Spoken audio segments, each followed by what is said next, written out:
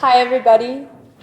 My talk today is centered around the idea that living a life filled with love and trust is an active choice, or probably more realistically, a series of relentless active choices, and how I learned this through my relationship with obsessive-compulsive disorder. And even though I learned this through having a very specific mental illness, I am confident that all of you can tap into this understanding as well through your relationship with mental health or self-talk, or even just navigating the everyday stressors that come from being a busy human in a busy world. I'll start with a little bit of background. Just as it sounds, OCD is comprised of obsessions, which are recurrent, unwanted, or intrusive thoughts, and compulsions, which are repetitive thought patterns or behaviors. And people with OCD often engage in compulsions in an attempt to make sure that obsessions don't actually happen. I was diagnosed with OCD around the age of 12. And at that time, it presented as a form called scrupulosity, which is centered around religion or morality. And even though I was not raised in a religious household, I was a compulsive prayer.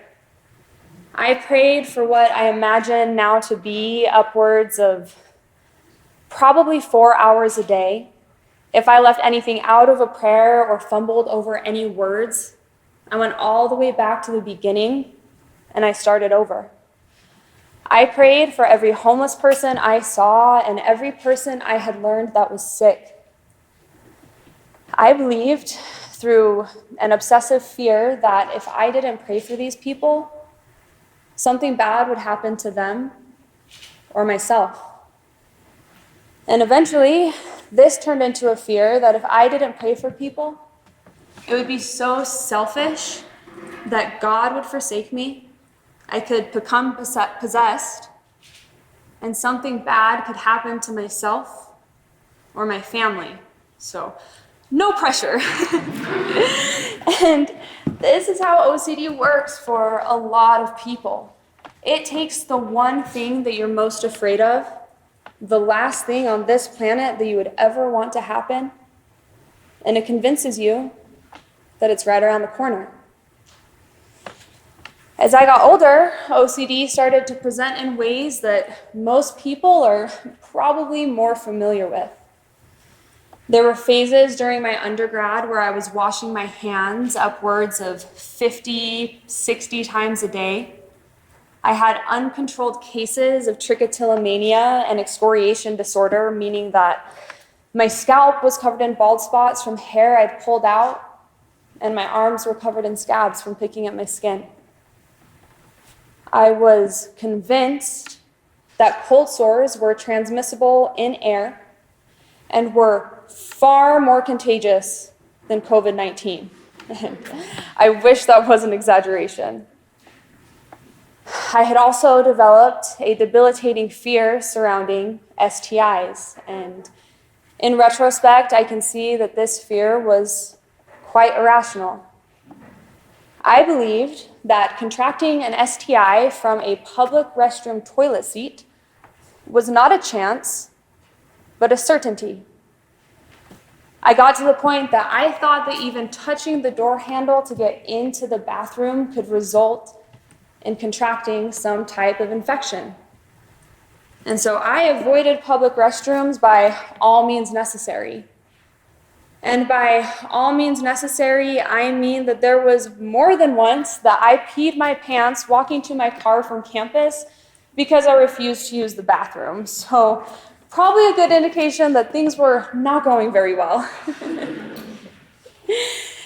The unfortunate times when using a public restroom were unavoidable would typically result in me calling my mom in a sheer panic just moments later. After 5 to 10 minutes on the phone of her trying to convince me that the S in STI actually stands for sexual and not toilet seat, we'd get off the phone. Unsatisfied with her logic, even though she is a nurse, and that one was debatably common sense, I'd still make an appointment with the gynecologist.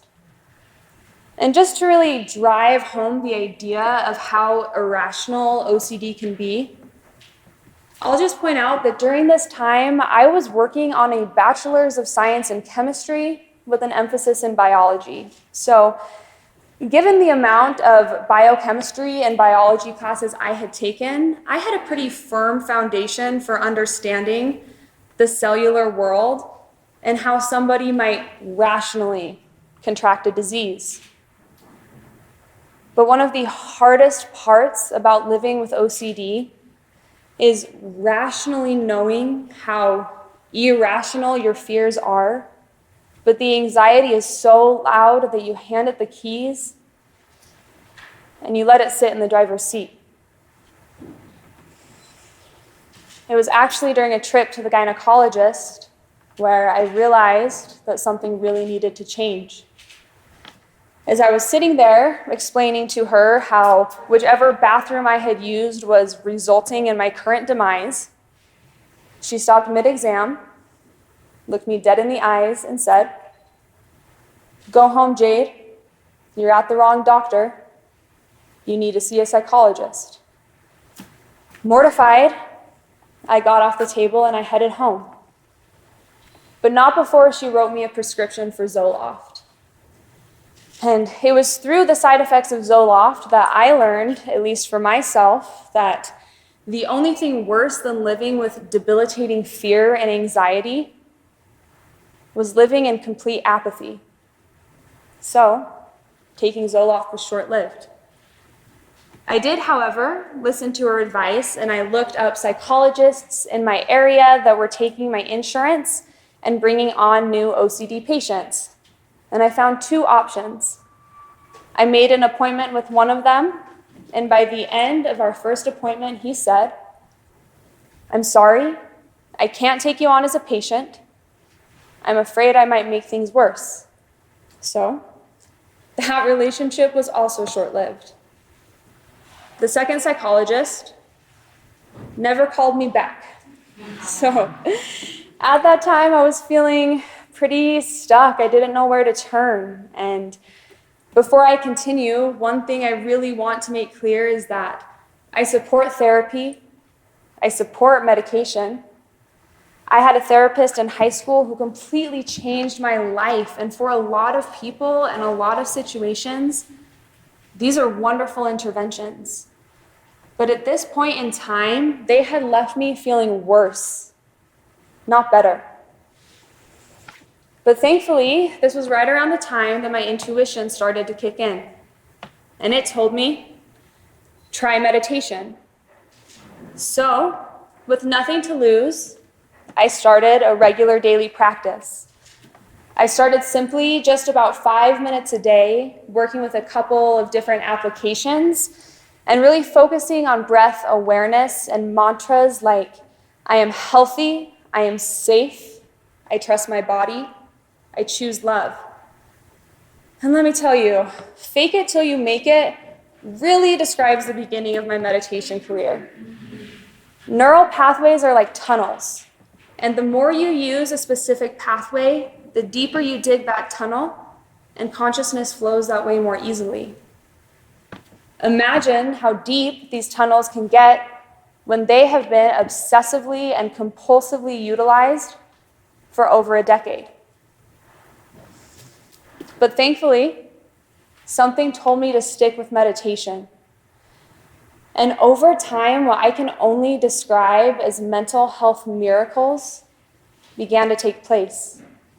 I was able to sit and focus on my breath for minutes at a time without intrusive thoughts coming in. And inevitably, when they came, I was able to label them as such. And it made it a lot easier to let them go. My mantras also started to feel more natural. I started to think, yeah, I could probably trust my body.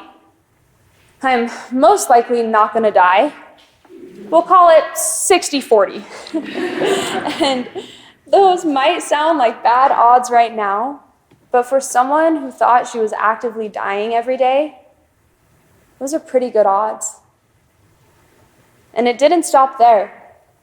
What a lot of people don't know is that meditation is far more about the work that comes once off the cushion. How do you take these newfound insights and apply them to your day-to-day life? Meditation gave me a challenge. It said, choose love and trust in every moment of every day. And being competitive in nature, I accepted this challenge. And thus ensued one of the most anxious periods of my entire life as I underwent what some might call self-induced exposure therapy. If I needed to use the public restroom, I used the public restroom. And the whole time I mantraed, I am safe, I am healthy, I trust my body, I choose love. If I needed to get into class, I touched the door handle and I let myself in. And over time, what I came to realize was that none of these horrible things that I obsessed might happen because of these actions actually happened. I realized the fear, the anxiety, the OCD itself was the things that were holding me back from truly living my life, not these things that I irrationally feared. And this brought me to the understanding that I was not OCD. I was a person whom OCD tried to control. And so I became adamant about separating myself from OCD. And in my experience, when you decide that you are ready to learn something, instead of just being handed that thing on a silver platter, you are given many, and sometimes many more opportunities to develop mastery. Despite my progress during this time frame I've been talking about, I probably moved close to 12 times because my fear of public restrooms translated to a fear of the restrooms in my house because I always lived with roommates. So I was constantly moving, trying to find a cleaner bathroom, a cleaner kitchen, a place where I felt more safe and at home. And I truly believed that once I obtained this environment, the remaining clutches of OCD would let go. And I thought I had this piece of the puzzle in place when I got into graduate school. I was admitted to Texas Tech, and with the help of my generous father, we bought a 3-bedroom, 3-bathroom condo. And finally, I was going to have my own bathroom, I was going to be in charge, it was going to be perfect. And a month before moving, my advisor messaged me, told me he was moving institutions and he was not taking graduate students with him.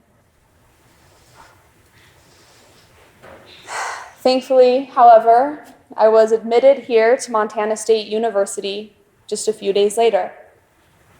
But as I'm sure many of you are intimately aware, the housing market in Bozeman, Montana is quite different than the housing market in Lubbock, Texas. So we did not buy another house at that time. Instead, I moved in with 3 23-year-old men. A small-scale frat house. And as you can imagine, my best attempts of talking one of them out of the master bedroom proved unsuccessful. So sharing a bathroom with the other two was my option. And as I started to feel the anxiety rising up, I realized that I had a choice. Whether I thought I was going to feel scared and uncomfortable or I was going to feel safe and at peace in my environment, I was right. The mindset I was to choose would shape the lens through which I looked at my reality. You see, Love is a choice. Trust is a choice. And giving into fear, that one's also a choice. And I made a choice in that moment that the love and the trust that I had been working so hard for years to cultivate were truly going to mean something.